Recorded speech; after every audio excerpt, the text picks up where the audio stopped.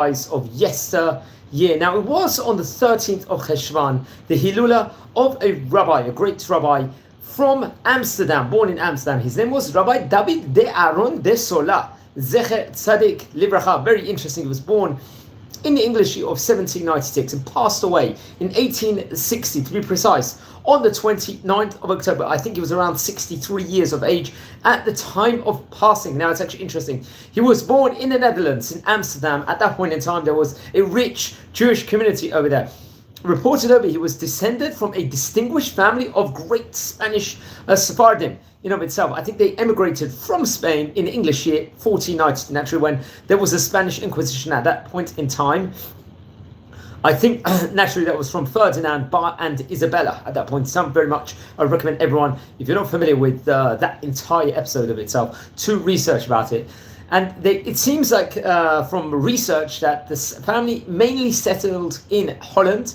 And among others, there was great other people, including Isaac de Sola. I think he lived between 1675 to 1735. I think that was part of his family. Dr. Benjamin de Sola, who passed away in English 1816. That was during his lifetime. Who I think was a court physician to William, the Prince of George. It was reported over. When he was just 11 years old, Rabbi David de Aaron de Sola entered, let's say, as a Talmid to the Bet HaMidrash in Amsterdam, famous Beit Midrash in Amsterdam in of itself. And he studied very, very greatly, diligently. And I think for 9 years he was learning Torah over there. He received a rabbinical diploma from Chacham de Azevdo of Amsterdam, who I believe at that point in time stated that Rabbi de Sola was to the fullest extent great within regards to rabbinic functions in himself, and he would assume the ministerial office, let's just say, in every city. He engaged also, I think, in academic studies also, in addition to the Spanish and Portuguese languages, which he was from, which I think he actually spoke inside his house in of itself. He was able to read German and French literature, and he was very, very master at mathematics, astronomy. It was reported over his great uncle, Dr. Benjamin de Sola, introduced him to physics, to medicine in of itself. So he became proficient with regards to drawing, sketching, and also music as well. So he was very broad-minded from an academic point of view. So I believe in the English year 1818, Rabbi de Sola, I think, was called to London actually to become one of, let's say, the rabbis or ministers, let's just say, of the famous Bismarck synagogue, which under Chacham Raphael Meldola, a rabbi we've spoken about, I believe, on various occasions also, and he would actually become his father-in-law at a later stage. He will end up getting married to his daughter, I believe. So we actually related over a video with regards to Rabbi Meldola.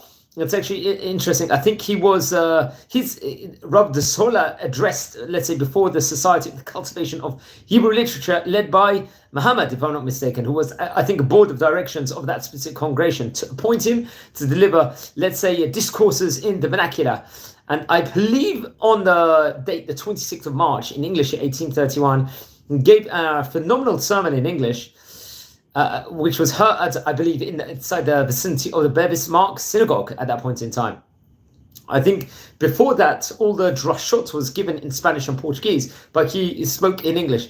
It was published, many of his, let's say, was actually published in itself. And I think there was a publication that actually wrote about give him like feedback in himself. Though a scholar and a thinker, yet he used the most unpedantic terms and assumed a quiet, colloquial manner. That was reported over actually in I think a biography of David Aaron de Sola from a Portuguese Jewish community in London. This was at one stage in time, very interesting enough, but he was quite known. So he wrote many different publications in of itself. I think his most significant work, let's just say in itself, was a publication in 1836, and I think in 1852 will be reprinted, if I'm not mistaken, the translation of the forms of prayer according to the custom of the Spanish and Portuguese Jews. This received encouragement, let's just say, and financial support from Sir Moses Montefiore, the famous philanthropist who we've mentioned about many occasions before. In 1829, I think his first work himself was like a brachot book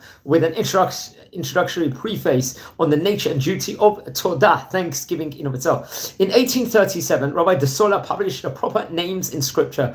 About the same time, he wrote Moshe the Navi, Moses Maimonides. interesting enough, I believe, if I'm not mistaken, in 1839, he collaborated with M.J. Rafal, who I think was a rabbi and an author in Stockholm, in Sweden. And very interesting enough, he translated 18 treatises of the Mishnah in of itself. If I'm not mistaken, in 1840, Rabbi de Sola, they did a publication, I think an English translation of scriptures with a commentary in of itself. I think on Bereshit, if I'm not mistaken, in 1844. In 1860, he translated into English 4 volumes with regards to the festal prayers, according to the custom actually of the German Jewry and Polish Jewry. So he was very familiar with the minhagim, it seemed like, from all over Europe, not just Sephardim. He wrote in Hebrew, he wrote in German and in Dutch, and he contributed frequently, I believe, between the years 1836 to 1845 to a book, I think this is pronounced in, maybe in German, I'm not sure, Allgemeine Zeltung des Judentums and Der Orient. This published, I think, a German biography of Ephraim Luzzatto, if I'm not mistaken. Also, he was instrumental, let's say, in organizing the Association of the Promotion of Jewish Literature and other societies of a, let's say, similar character. He also, I think he was a massive fan of music in itself. He published, I think in 1857, the ancient melodies of the Spanish and Portuguese within regards to historical accounts of it, poets, poetry, Sephardic liturgy in of itself. De Sola, I believe, composed the melody for Adon Olam that is still used in various Sephardic and Ashkenazic synagogues in the United Kingdom, which is interesting. Now, he got married to Rabbanit Tzvika, Rebecca de Hezkiah Meldola, we mentioned before. I think she herself was born in 1796. She was a daughter of Rabbi Raphael Meldola, who he himself was a French rabbi. I think he had a prominent position in the Spanish and Portuguese in of itself in England.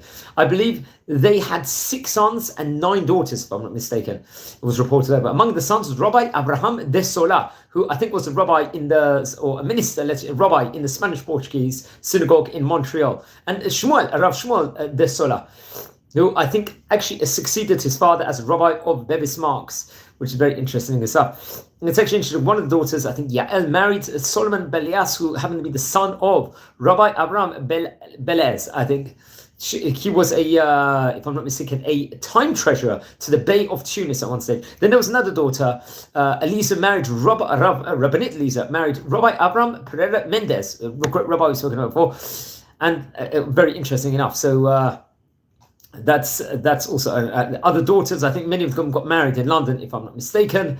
One of them was married to Maurice Moses Cohen Rogers, if I'm not mistaken. And their grandson was a Dr. Keith Bernard de Sola Rogers, was part of, let's say, a team at St. Mary's concerned with immunology, early blood transfusions, development, and very much so. I think with regards to researching, with regards to penicillin and all those, these different scientific investigations in himself. He passed away in Shadwell, I think in London, in the English year 1860. Very, very interesting enough. So please, I believe his Hilula happened to be on the 13th of Cheshvan.